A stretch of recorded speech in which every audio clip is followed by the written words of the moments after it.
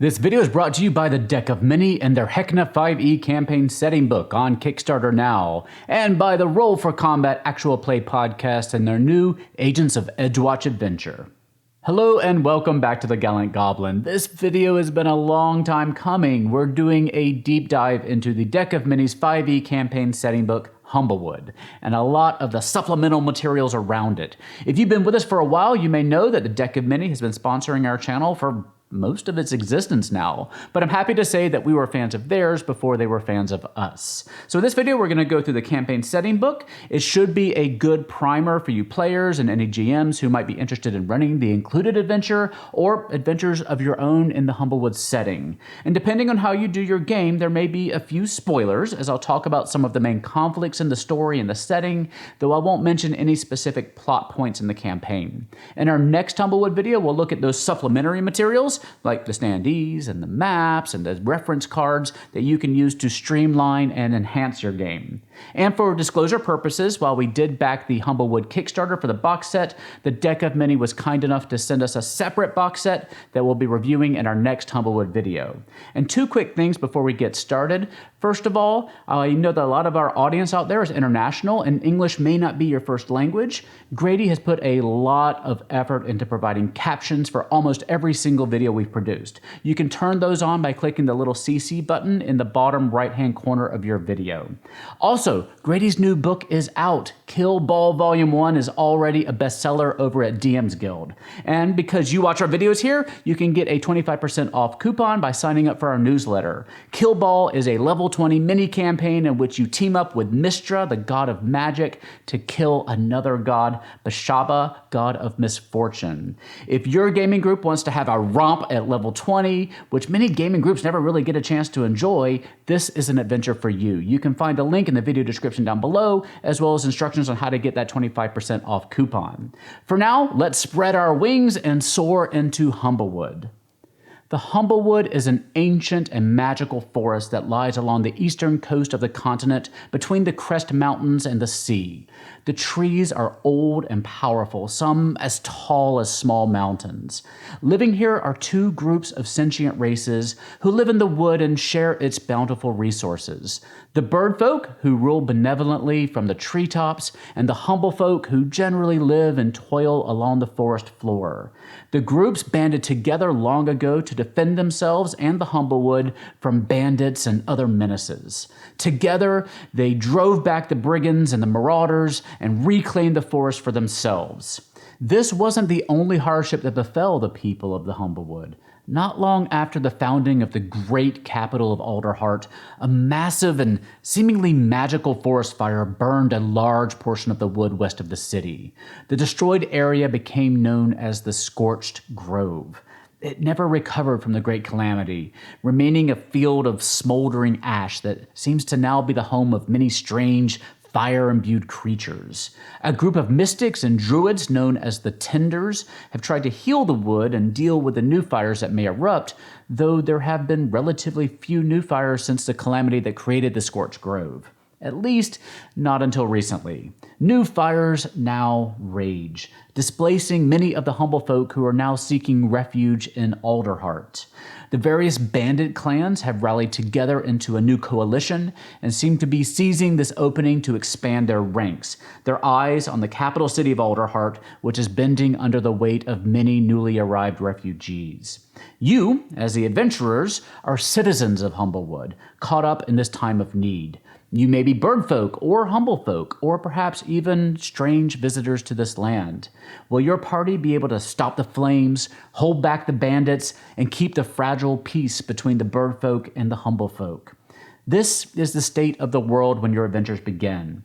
Let's talk quickly about the playable races of Humblewood. Now, you can import your regular Forgotten Realms characters into this setting and you'll be just fine, but I think you'll miss a lot of the really vital connection to the politics of the region. But if you have a long-term group and you just want to explore this new setting as outsiders, you can certainly do that. So I'm just going to give a very basic overview of the included races. Each race and subrace has its own list of abilities and bonuses and proficiencies, and all birdfolk have the ability to glide but not fly. So I'm just going to hit the highlights here. Let's start by going over the birdfolk races. The Corvum resemble crows and have a villainous reputation. They're thought to have flexible morals and powerful ambitions. They receive a bonus to intelligence and the ability to appraise and identify objects once per long rest. There are two subraces, the urban-dwelling Dusk Corvum and the charismatic and intelligent Kindled Corvum. They'd make a great morally gray Professor Snape-style wizard character. The Gallus resemble chickens, grouses, turkeys, and pheasants. They're known as being humble, familial, and close to nature. They receive a bonus to wisdom and are very knowledgeable about their family and their community. There are again two subraces, the inspiring leaders known as Bright Gallus and the Salt of the Earth Hoodin Gallus. Each of these subraces has its own abilities and further +1 ability score bonuses. The Luma are the Lisa Kudrow's Phoebe race. They resemble doves or pigeons and are eccentric and distracted. Some become outcasts and others become celebrities. They receive a bonus to charisma and have access to a sorcerer cantrip of their choice. The Sable Luma stay on the outskirts of society, while the Sarah Luma are embraced for their beauty and eccentricity. The Raptors are often hunters or rangers. They resemble hawks and eagles and other birds of prey. They get a bonus to dexterity and have the ability to shoot past cover with more accuracy. The Marin Raptors are as home in the water as they are in the trees, and the Mistrals are at home high up in the treetops. Our last birdfolk race is the Strig. The stout and imposing owl race gets a bonus to strength, and they have dark vision and the ability to camouflage themselves in the forest. The stout Strig are extremely hardy and large, and the swift Strig are dexterous and agile.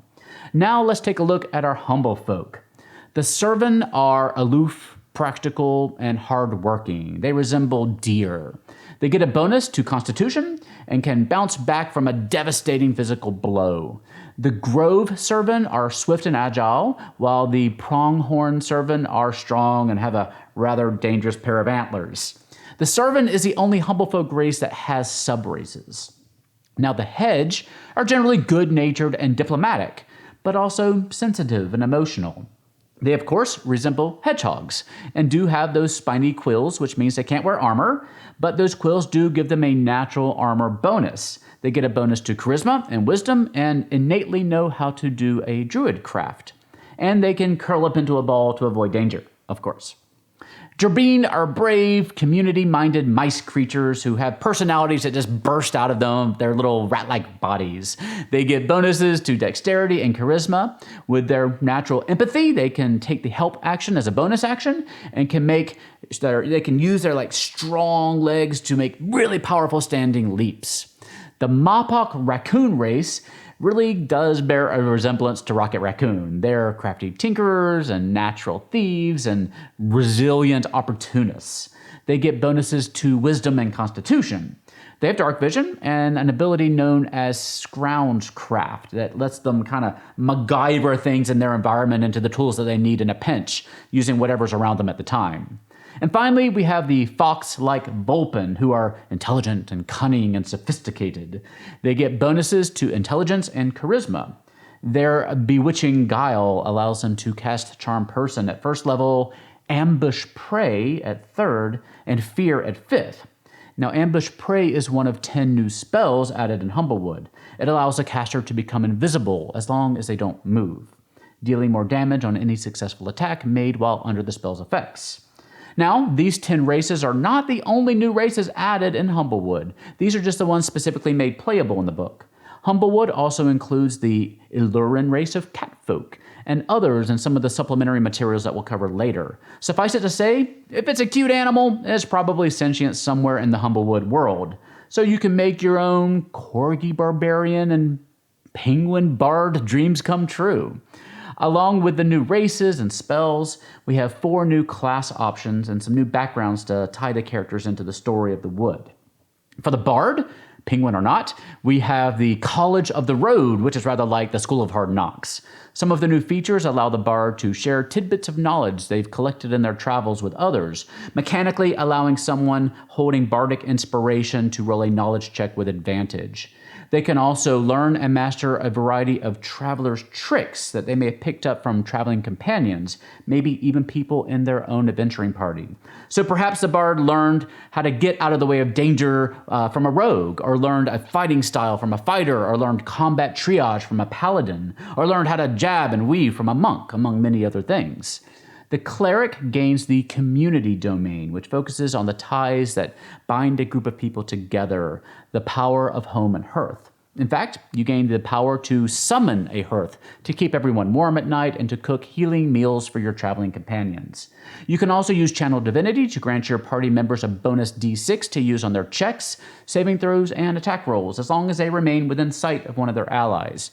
They also gain a Divine Strike ability at 8th level. But that's not all. Clerics also get access to the Night Domain, which brings protection from predators and shadows to help conceal themselves from threats. They gain an ability to see in dim light and darkness that improves as they level. They can drape themselves in shadow to grant disadvantage on attack rolls against them, and they can bring shadows across the eyes of their foes, blinding them, and they get a bonus to their sleep spell. The fighter gains the martial archetype known as the Scofflaw, which is a fighter who isn't afraid to fight dirty. They can insult their foes, which lets them use strength or dexterity for charisma checks in combat. They gain proficiency with improvised weapons, and those weapons gain the finesse trait. They can also break those weapons upon hit, dealing max damage. They can also goad their foes into spending their reaction to attack their own allies. At higher levels, they can blindside foes, dealing extra damage, sort of like a sneak attack, and they have a level of infamy that instills fear in their enemies. There are 3 new backgrounds. The Bandit Defector knows all the secret bandit paths through the wood. Some birdfolk aren't fans of heights, and the Grounded background makes them more adept at land travel through the wood. And the Wind-Touched background is for creatures who are blessed by the winds with certain markings that they have at birth. And those markings can inspire fervor, religious fervor, in people who witness their displays of power or skill. And there are 7 new feats: Aerial Expert, Bandit Cunning, Heavy Glider, Opportunistic Thief, Perfect Landing, Speech of the Ancient Beasts, and Woodwise. Aside from all the new player options added in the book, about 40-some-odd pages worth, there's also a lot of world building, as you might expect. The birdfolk and the humblefolk each have their own pantheon of 5 gods each, which are detailed in the book, and this really helps separate the world from others like the Forgotten Realms, and it's quite an interesting set of gods. And the map of the Humblewood area is supplied, along with details about the various landmarks and communities therein. Now let's talk about the adventures you can have in the Humblewood setting, including the level 1 to 5 adventure included in the book. There's clearly a number of interconnected conflicts set up in the story which are explored in the adventure.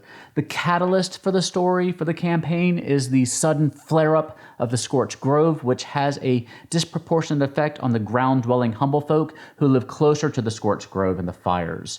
Their farms, land, and entire communities get swallowed up by the magical fires, leaving them refugees who must depend on the goodness of others, particularly the ruling birdfolk, to help.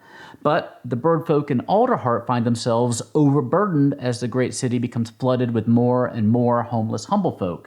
So not enough help is available to everyone, and some of the humblefolk and some disillusioned birdfolk end up joining the bandits, who do welcome the refugees and who teach that it's time for the humblefolk to rise up against the long-ruling birdfolk and take their fate into their own hands, or pause as it might be.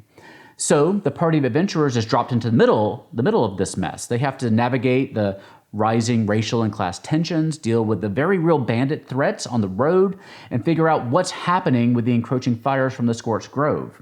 The story does a good job of giving you a 5-act story in which to explore those themes and conflicts. And the resolutions are left pretty open-ended, as your party may take an entirely different approach from the next party, especially when it comes to dealing with the bandits. And your story may vary significantly depending on if your party is mostly birdfolk or mostly humblefolk, or a mixture of the two, in which case it can find some loyalties being tested along the way. I'm currently about halfway through my own Humblewood campaign that we've really been loving a lot. The only significant change that I made to the written story was an alteration to the first act. So the book has you going on a dungeon crawl that doesn't, in my eyes, add a ton to the story or the setting, so I replaced that with another side plot that takes place in the starting village known as Meadowfen. I really wanted to spend more time there so that my characters could be a little bit more tied into the world and set up a community that the party would be willing to fight to protect. So we added a session 0 in the beginning where we came together and really populated Meadowfen with NPCs and interesting locations and where the party could choose where they lived in the town. The rest of the adventure we've been playing pretty much as written, with of course additions based on my character's personal story arcs, and the book does provide you enough leeway for you to incorporate those personal stories into the overarching plot.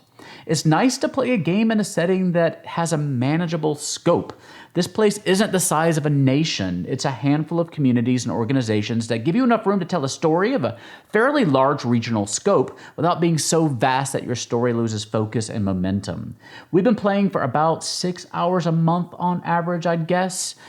We started in May, so we've probably been playing about 30 hours now at this point. We're about halfway through, so I think the campaign can probably be finished in 60 to 80 hours, depending on how things go, and of course, every group is different. I've been keeping the players more or less on the main plot as I really wanted this to be a finite adventure. But of course, this is primarily a campaign setting book, so if you want to really settle in for hundreds of hours of role-playing goodness, there's enough material here to give you the skeleton you need to build a more robust campaign, especially with new material still coming out. And they've been supporting the adventure really well. Through Kickstarter stretch goals, they've added a number of supplements, and more keep coming. Most of the supplements are still in the testing phase, so they do continue to change, and not all of them are available to the general public just yet. First, we have the Guide to the Tenders organization, the druidic group trying to manage the magical fires out in the Scorched Grove. This guide is great if your players want to join the organization, and it provides a number of new feats and spells to help them along the way.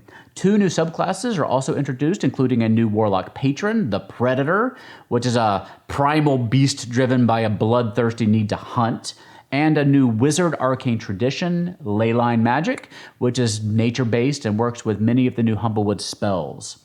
Next is Hunt for the Loper, a 3-act adventure for 4 characters from levels 4 to 6. The centers on the sighting of a legendary and mythical creature known as the Loper. This might be a good adventure to drop in at the conclusion of the main storyline. There's a Shops and Stores supplement, which adds a number of new shopping experiences and new items that players may encounter throughout the wood. There are short stories and adventure hooks as well, because each shopkeeper has a personality, a background, and a storyline to follow. And this is a really surprisingly robust supplement that I plan to make great use of in my own campaign. There's another short 3-part adventure for a party of 4 third-level characters called The Wind Touched, where the party has to investigate reports of a flying Jerbeen, which is the rat-like race. Next is a little supplement called Twiggs, adding an in-game card game that your players can play with a full rule set and a print-and-play deck of cards. Twiggs is available for free right now at Humblewood.com. And then there's Humblewood Tales Descent into the Dark, an adventure for 6th to 8th level, which has the party investigating the seemingly deserted hallows of Alderheart's Underfall. And it's a story centered around 3 friends and an act of martyrdom. This adventure is also free right now over at Humblewood.com. And finally, there's the Wakewyrm's Fury, which was a free supplement the Deck of Many made for free RPG Day this year. In this story, the party investigates a group of pirate poachers who seem to have captured, or maybe been captured, by something that makes these mournful cries from a seaside cave late at night. This adventure comes with 4 5th-level pre-generated characters, the ones on the cover, so you can enjoy this story independently to get a taste of Humblewood. This one is also available for free over at Humblewood.com. And if you want a little taste of what Humblewood has to offer, they have a free online webcomic book that you can check out in the link in the video description down below. It's called For Want of a Nail. There is just a load of supporting accessories for Humblewood, which we'll be reviewing soon. There's also a bunch of Humblewood minis, which, believe it or not, we don't have yet, but you can see them all for yourself at Humblewood.com. Humblewood is just a fantastic setting book that mixes this beautiful art style and an approachable premise with a compelling story and plot hooks that you can use to make your own adventures. The book itself is gorgeous and well made. The very last stretch goal of the original Humblewood campaign Kickstarter was quite a reach for the team. I was watching, I remember at the time, as the time was ticking down, and I really didn't think they'd reach it because the last goal was set at $1 million. And if they reached it, they'd start to work on Humblewood 2. Well, they ended the campaign at $1,001,085. So Humblewood Part 2 is supposedly underway over at Hit Point Press, Deck of Many HQ. So I'm going to go ahead and do our sponsorship segment right here about Heckna, as there is some Humblewood content in that adventure that you should know about. So Heckna is the new campaign Kickstarter book by the Deck of Many, featuring a dark carnival setting known as the Revelia. You've heard about it if you've been watching our videos recently. On the surface, it doesn't seem to be too connected to Humblewood, but it is. The original Humblewood book featured a tease of the Heckna setting in this little piece of art and a puzzle that was in the book. And the Heckna adventure features a Corvum named Locke who runs the Lost and Found at the Revelia. So I don't know if the final Heckna book will explicitly mention Humblewood, but it's certainly an adventure that you could drop into the Humblewood setting if you like. The Heckna Kickstarter ends on Thursday, October 8th, 2020 at 11 a.m. Pacific Daylight Time. And again, there's a whole host of books and PDFs and minis and reference cards and more to craft a Heckna game that's perfect for your gaming group. So go check out Heckna today using the link in the eye in the corner of the screen or the link in the video description down below. And it helps us out tremendously if you let them know in the comments section over at Kickstarter that the Gallant Goblins sent you. And I also want to thank our other sponsor for this video, the Roll for Combat Actual Play podcast. I've been listening to their new Agents of Edgewatch adventure, and I'm really super impressed by how well edited it is. A lot of the actual play series out there get really bogged down, especially when it comes to combat, but Roll for Combat keeps the pace really brisk throughout the story and the combat encounters. There's no time wasted at all, which I really appreciate because I want to catch up on the story.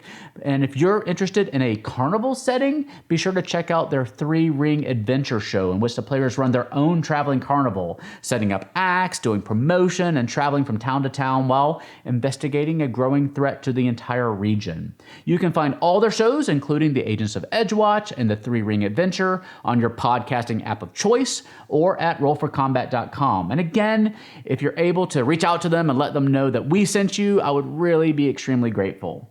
We'll also be reviewing the other supplementary material for Humblewood here in the coming days, so if you're watching this down the road, you might be able to see that video by clicking the eye in the corner of your screen if we've released it by now. Otherwise, be sure you're subscribed so you don't miss anything. If you have questions, comments, or concerns, leave them for me in the comment section down below. As I'm in the middle of my own Humblewood campaign, I should be able to answer most any question you have about the book. And don't forget to check out Kill Ball in the link in the video description down below. Join the discussion with us on Twitter, Facebook, and Instagram. Otherwise, thank you for watching. Please continue to stay safe out there, and I'll see you next time at the Gallant Goblins.